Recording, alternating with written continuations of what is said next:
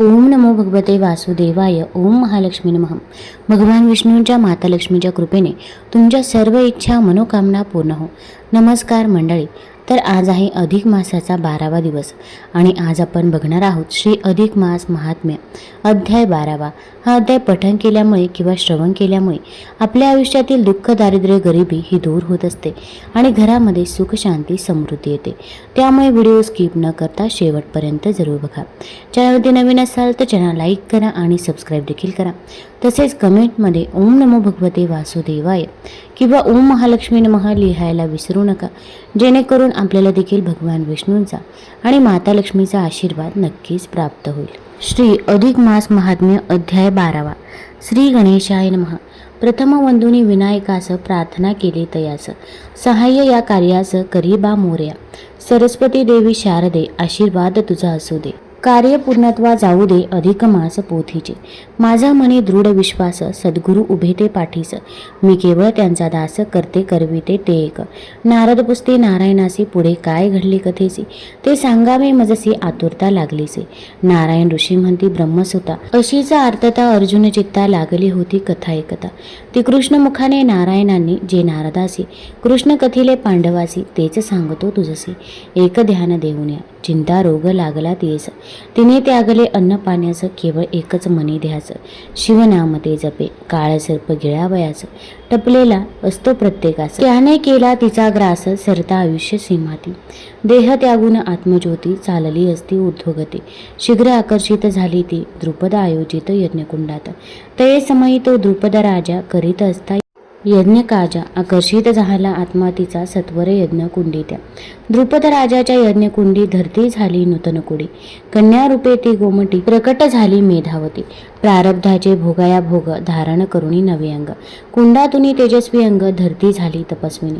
ती द्रौपदी कन्या सुंदर नृपाची होता ती उपवर. त्याने मांडिले तिचे स्वयंवर अर्जुन गेला त्या स्थानी. अर्जुनाने मत्स्यभेद केला पणासहित जिंकले तिला. तिच्या रूपे तुम्हा झाला लाभ तो पत्नीचा पूर्वजन्मी त्या मेधावतीला. शिवशंकरे जो वर दिला तो या जन्मी सुफल झाला. पत्नी 5 पतींची पांडव असून ते भूपती. राज्य घालवले ते द्युती प्रारब्धास आली भटकंती. राणी वनितयांच्या प्रारब्ध भोग असेच असते ते कोणास ना चुकती. कर्मफळाची हीच नीती आहे देवा घरची त्या. गतजन्मी जो अपराध केला या जन्मी तो भोग आला. स्वतःसहित ती पतीला राणी वनी फिरवीत असे. अवहेलना ती पुरुषोत्तमाची व्रते टाळली मनमासाची. वाणी सत्य दुर्वासांची झाली पहा या जन्मी. हरिहर नावे दोन तत्वा माझी एकची जाण. याचे न राहता स्मरण दोष दिले पुरुषोत्तमा. इने केली अवहेलना त्या मलमासाची पुन्हा पुन्हा. म्हणूनच दुर्बुद्धी दुःशासना झाली तेसी विपरीत. केसे ओढीत भरसभेत दुःशासने आणिले द्रुपदी प्रत. 5 पती असूनी तिज प्रत त्राताना उरला एकही. तेव्हा आठविला देव म्हणे देवा धाव पाव.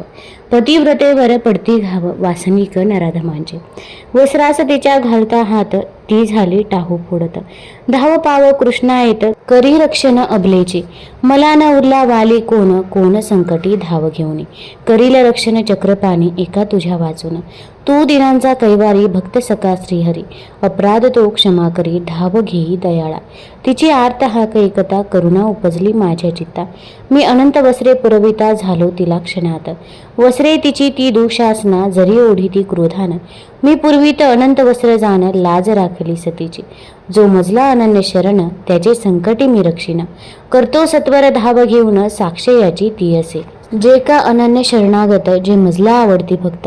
मी केवळ भक्ती पाहत धावत असे मदतीला. नको भेद ती नको निंदा सकलांस ते तुम्ही वंदा. शरणागतास सौख्य संपदा लाभे माझी या कृपेने. माझे भक्त मला किती प्रिय सांगू अर्जुनास्ती. मी लक्ष्मीसही पाठी ठेवून धावी त्यांच्याकडे. माझे भक्त पडता संकटात दुःखित होई मम चित्त. त्यांना पाहून दुःखी पीडित अश्रू येती नैनास. तव युधिष्ठरासह पांडव म्हणती पाठीस असता केशव. आम्हास वनवास भोगानुभव काय कारणे मिळत असे. त्यांच्या एकूणी त्या बोला हसू आले श्रीकृष्णाला. तो म्हणे अजून द्रौपदीला का न आठवे उशाप. पाच पती राहिले लक्षात, शाप मात्र गेला विस्मरणात. आठव त्याची करुणा देत कृष्ण ठेवी प्रस्थान.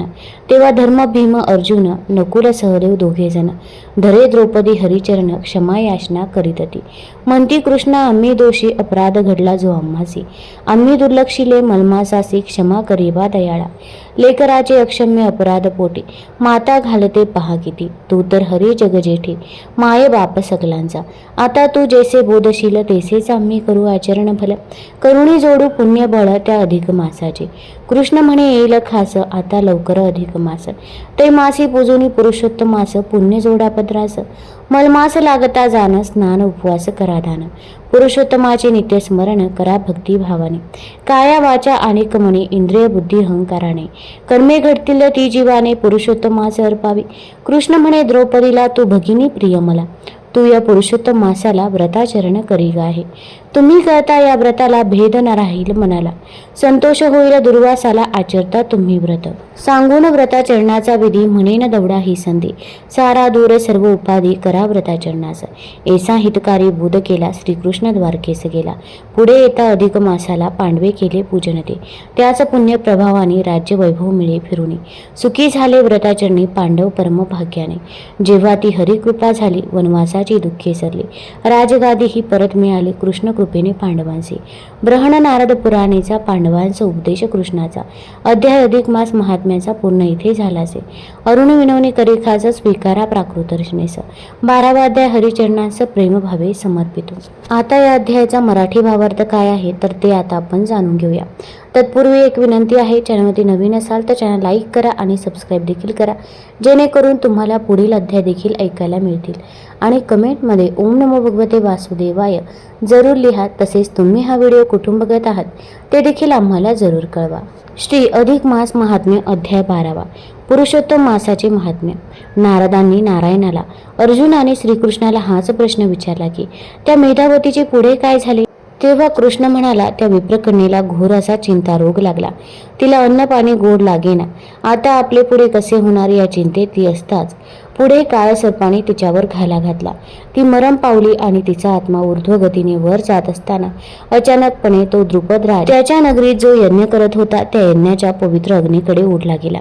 त्या यज्ञकुंडातून एक तेजस्वी कन्या प्रकट झाली.